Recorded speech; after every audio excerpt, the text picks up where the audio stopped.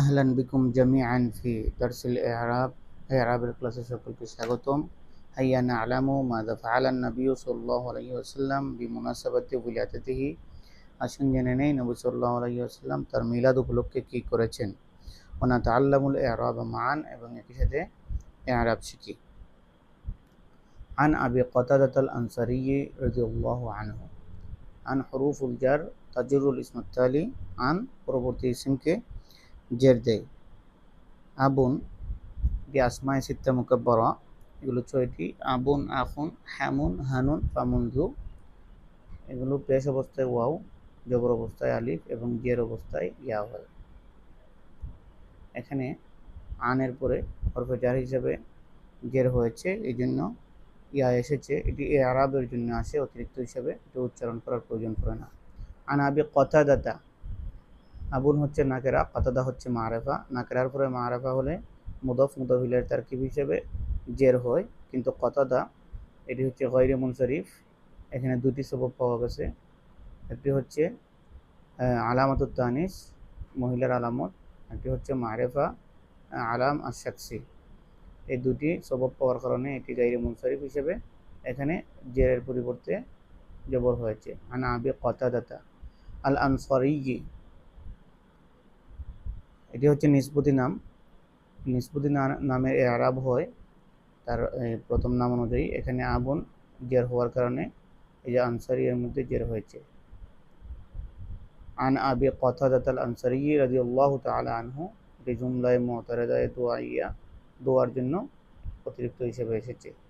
আন্না রাসূলুল্লাহি সাল্লাল্লাহু আলাইহি ওয়াসাল্লাম। আন্না হুরুফুল মুশাব্বাহা বিল ফি'ল তানসিবুল ইসমুত তালি, পরবর্তী ইসমকে জবর দেয়, এই জন্য আন্নার পরে রাসূলুল্লাহ জবর হয়েছে রাসূলুল্লাহি।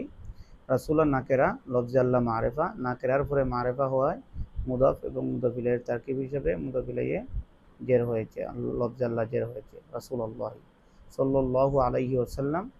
এটিও জুমলায়ে মুতারাজায়ে দুআইয়া, দোয়ার জন্য অতিরিক্ত হিসেবে এসেছে।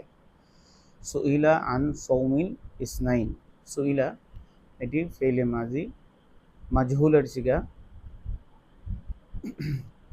এটি মাবনি, কিভাবে পড়তে হবে।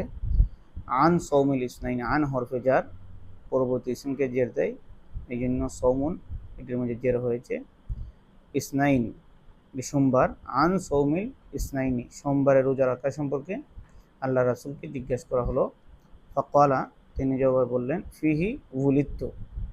উলিদতু এটি মাজহুলের সিগা, মূলত ছিল এটা ওয়ালাদা, এটি মারুফের সিগা। ওয়ালাদা মানে জন্ম দেওয়া, কিন্তু উলিদতু মানে আমি জন্মগ্রহণ করেছি, আমি জন্ম নিয়েছি, আমি জন্মগ্রহণ করেছি, এই জন্য এটা মাজহুলের সিগা হয়েছে। এই দিন আমি জন্মগ্রহণ করেছি। ওয়াফিহি উনজিলা আলাইয়া, এবং এই দিন আমার উপরে কোরআন নাজিল হয়েছে।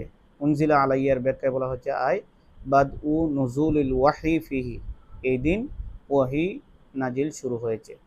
তো উনজিলা এটি আনজালা, এটি মাজহুলের মারুফের সিগা, আর উনজিলা হচ্ছে মাজহুলের সিগা। উনজিলা মানে নাজিল হয়েছে, এই দিন আমার উপর কোরআন নাজিল শুরু হয়েছে। তো যাই হোক, এই হাদিস থেকে যে বিষয়টা আমরা বুঝতে পারলাম যে রাসূলুল্লাহ সাল্লাল্লাহু আলাইহি ওয়াসাল্লাম তার জন্ম উপলক্ষে তিনি শুকরিয়াতান রোজা রেখেছেন।